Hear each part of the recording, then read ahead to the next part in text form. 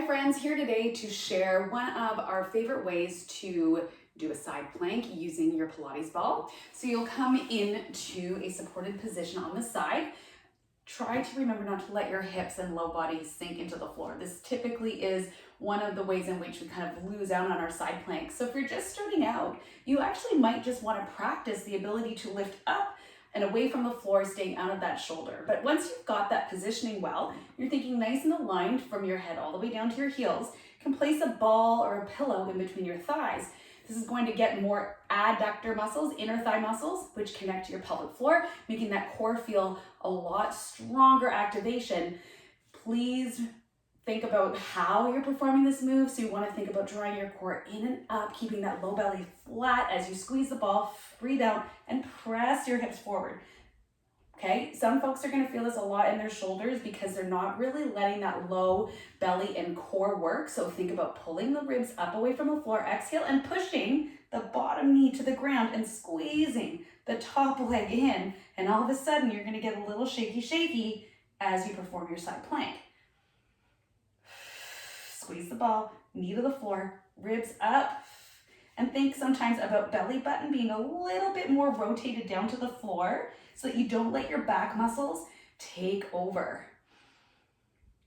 You can also think about placing an arm underneath your armpit and squeezing, holding for a few seconds here, and lower all the way down. So this is a nice entryway into a side plank. As you get stronger, you can work on extending your limbs further away from your body to increase your challenge. But I'm going to show one more variation that really levels up your side plank. Okay, so for our members that have been around for a while, if you're looking for a way to challenge your side plank, here's something to consider. This is a Copenhagen side plank. So you'll use a bench, an exercise bench, or an ottoman like me. I'm doing this with a slightly shorter lever as I'm still working on building some really good inner thigh strength to be able to lift myself up. But this is going to allow your knee to press into the bench, okay? And you're gonna lift your body up off the floor, keeping everything nice and in line. So don't be reaching too far forward. Don't be collapsing. Find a nice strong line. Inhale to expand. Exhale, engage. Lift up and whoo-wee. You're gonna squeeze that knee towards the bench. You can also take that leg and let it float down and up again. This is, no joke, next level. Every muscle in my core is working here.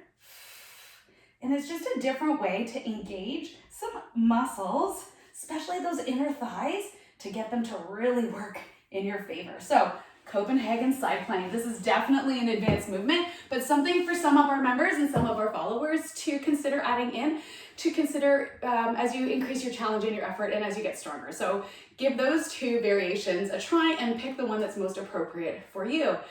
Remember, intention is everything. We want to be able to engage the core and pelvic floor first and make sure that we're not losing our pressure management system, meaning letting everything fall out or down when performing these exercises. Have fun.